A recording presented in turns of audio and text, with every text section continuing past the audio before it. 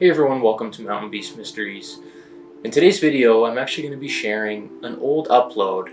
It's probably one of the first videos I actually uploaded on the channel, and it's about a lady in Alberta here who claimed to have been abducted by aliens. And so that's what she believed, and also that's what her parents believed. So it was a really intriguing case. And I was kind of put onto it by a friend of mine who I worked with, who told me one day at work, like she had this friend who said she was abducted by aliens. So I was really interested, so I ended up reaching out to that person and was able to create this little short documentary. So with this video, I just wanted to re-upload it because a lot of people who are new subscribers, we're almost at 78,000 subscribers, and most of them have not seen this film. And it's one of my favorite pieces of work, and I had the most fun making it. So I wanted to re-upload that so everybody can watch it. Otherwise, you would have to go way back into the database of Mountain Beast Mysteries videos, and barely any of you have seen it. So I hope you guys really enjoy this video. We'll see you next time on Mountain Beast Mysteries.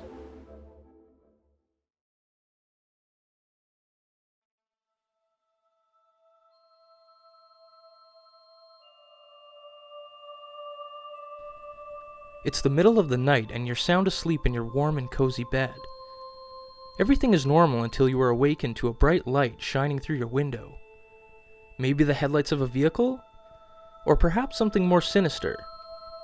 Your attention is suddenly drawn to your bedroom door as it slowly and mysteriously creaks open.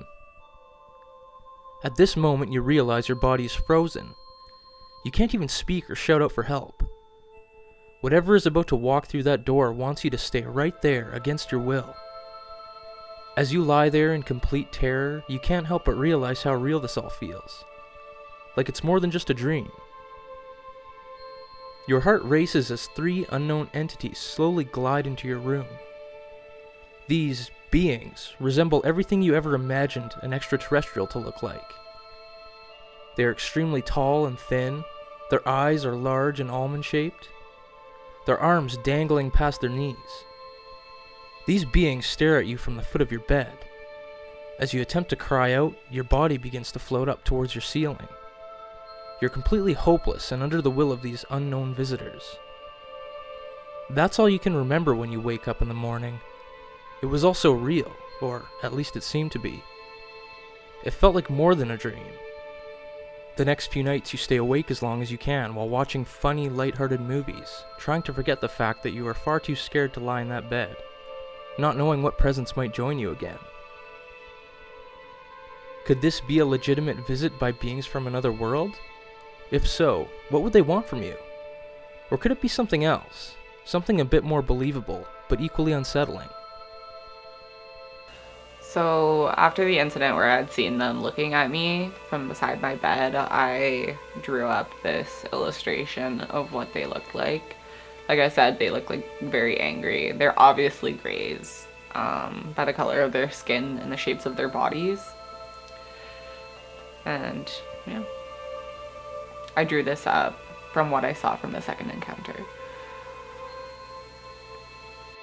My name is Jen Manderscheid. I am Emily Manderscheid's mom, and I started listening to some of Emily's stories back when she was about, I think they started around 15 or 16 years old, and she kind of, at first they were just stories kind of around the campfire, and she would tell us that she felt like these aliens came to visit her in these gray, tall alien forms would be kind of hovering over her in her bed. And we kind of didn't think too much of it at the time, maybe thought it was a fear or too many.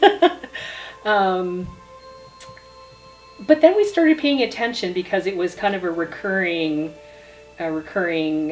conversation, and so Darren and I both thought that maybe there is something to this. My name is Emily Manderscheid. I am a tattoo artist out of Fort Saskatchewan, and I'm 20 years old. I was never really interested in unsolved mysteries or aliens or anything like that until I had experienced some really strange things in October of 2013. So the first was probably the most violent. I had woken up in my bed feeling completely normal and I wasn't able to move. After I had felt that initial panic, I began to try to move, and it was possible, it was just very difficult. I remember being able to get my knees up to my chest and roll over onto my side and get my feet onto the ground. And I remember being able to feel like the cold floorboards underneath my feet. After that had happened, I remember seeing a bright light coming through my bedroom window, and I snapped back into bed. And like you could feel everything, like you could feel like some sort of force just like pushing you back into that stationary position that I had been in.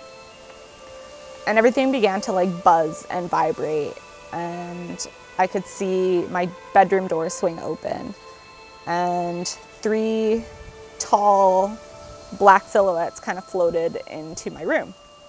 After that, my jaw had stretched open. Everything was still buzzing and vibrating, and I began to get lifted up towards my ceiling. After that, I remember fighting it really, really hard, because the first thing that came to my mind obviously was I'm getting abducted by aliens. Like, it was the only thing that made sense to me at that moment. And after I'd gotten lifted up towards my ceiling, I remember my nose touching my ceiling. I got snapped back into bed, and that's where I woke up. After I'd woken up, I felt extremely nauseous, and I ran to my bathroom, threw up. I had bruises all over my legs, all over my thighs and inner thighs. And that was that for the first experience. I had no idea what to think other than just Google whatever could be possible. And what I ended up Googling was sleep paralysis. That was the only logical thing that made sense to me.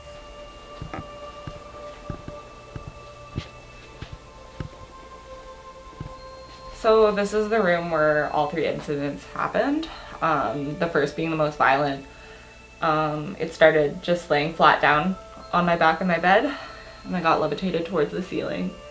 And then that's when you could see them coming through the door. When I had seen them come into my room, the door had just swung open, and they all just like stood here at the foot of my bed. Can you show me how high to the ceiling their heads were? Their heads were about like here. They were tall. However, they were like levitating, like I want to say just like this far off the ground. And their arms like went down past their knees. Like I don't know why, that's just like creepy to me. It's really creepy. There was light coming through this window. And then that's when I had just snapped back into bed. Sleep paralysis is a term given to the occurrence of being aware and conscious of one's surroundings, but are unable to move or speak as you are about to fall asleep or wake up. When you enter REM sleep, your muscles go into a paralyzed mode. This mechanism is called atonia. It's an incredible protection system for the body, keeping your movements from injuring yourself. During sleep paralysis, your mind awakes to a degree, but your body remains in the paralyzed state. It is common during sleep paralysis to fall victim to terrifying hallucinations, many of which involve seeing or hearing other beings and strange entities around you. This experience usually causes feelings of extreme fear to develop. Is sleep paralysis really just a bizarre phenomenon of our minds in the dream world? Or could it be the opening of a window into a different and alternate world? There's no way to know for sure, but the possibility still stands that Emily Manderscheid was indeed being visited by extraterrestrial beings. You can decide for yourself. And so, you know, we kind of talked to her a little bit more, and she would tell us every time she told a story, there was a little bit more detail. It's like she was remembering over time. Like I think at first, I don't know whether she was afraid to, or to give the details that she thought that, you know, maybe we thought she was way out there in left field. But we listened. We're her parents and we love her, and it was kind of fascinating to hear some of these things. So it got us all thinking about what really is out there, and are people watching us, or maybe not people, but other beings, so to speak. So that was kind of the beginning of it. There were times over the years and over the past that we kind of made little jokes and fun at her about it, and sometimes she was impressed and she laughed with us, and sometimes she didn't. She got upset and started crying. And I remember sometimes, you know, I would be sleeping and her vent is directly over the spare bedroom, which is right next to our bedroom, and I would hear her crying in the middle of the night and kind of like whimpering and whatever, and I'd go down and I'd check on her, and she said that she was fine or whatever, but so I don't know what was actually going on. I never witnessed any of it, but I certainly thought that there was something to it. So, yeah. So my second experience with sleep paralysis wasn't as violent, but it was extremely disturbing. I was laying in bed on my side, and my blanket lifted up above me and started rotating above me. I could see between my blanket and my mattress a face. And this face was white, gray. It had these like huge, just black eyes, like just deep, deep black eyes. Like if you've ever looked at like a great white shark's eyes, like that's what it looks like. And I could feel it breathing on me and touching me. And that was about it for the second experience. They had just lifted my blanket up off the bed. They rotated it, and the gray was standing here. Like this, and I could see his face, and he was breathing on me and touching me under the blanket. So you don't know what he was doing? He was just like examining me, or just kind of like, I don't know. I feel like they're really interested in my sleeping for some reason, because like I said, like all of these things happen in my sleep. Like I feel like maybe that's just because I'm more vulnerable when I'm sleeping, but yeah. My third experience was extremely vague. It almost felt more so like a lucid dream. It wasn't as real as the first two. I just, like I said, vaguely remember getting thrown across my room and into my standing mirror. I remember laying on my side and then waking up in bed. That was when I got thrown across my room. So I was literally laying down in my bed, and I vaguely remember this, like I said, but I remember getting thrown across my room into that mirror and lying on the ground. Like when I woke up, I was back in my bed, of course. But I kind of had my own experience when I was younger. I was probably about 8 years old, and we lived in southwestern Ontario, and we lived in an old abandoned farmhouse that my dad had renovated and fixed up, and I was walking out in the field. We had cornfields and soybean fields that surrounded the house, and there's probably wheat and a couple of other crops or whatever. But anyways, I was out the field right directly back of our house, and I saw like the wheat field was groomed in this perfect circle, like a crop circle almost, and it was so perfectly groomed, like there was no way any animal could have done it. My dad, of course, I went running back to my dad and got my dad to come and look at it, and he's like, oh no, you know, like a deer probably laid there or something. And I'm like, there's no way. The way it was so perfectly groomed out into a perfect circle that it was any kind of animal. And I always, and ever since then, like growing up there until we left and moved to Alberta, I always had a bit of a sense that there was more out there than what I think we know or believe. I was out here having a cigarette, and just in the sky towards Bonnecourt over there, you could see 3 saucer-shaped lights. They were kind of moving in a wavy kind of direction. They would light up for 3 seconds, die down for 2, light up for 3. Needless to say, I didn't sleep that night, kind of knowing that something would happen to me in my sleep again. No, there was no sound. It was really eerie, if anything. They were just so... They were like almost like graceful, but you knew that they had different intentions.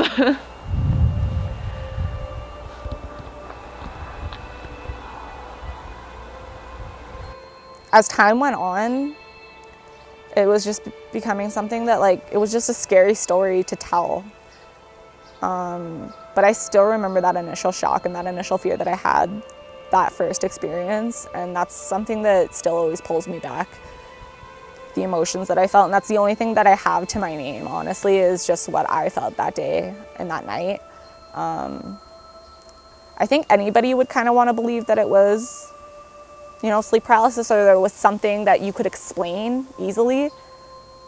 So I do stand behind that just a little bit, but like I said, that feeling I had that night it was just insane.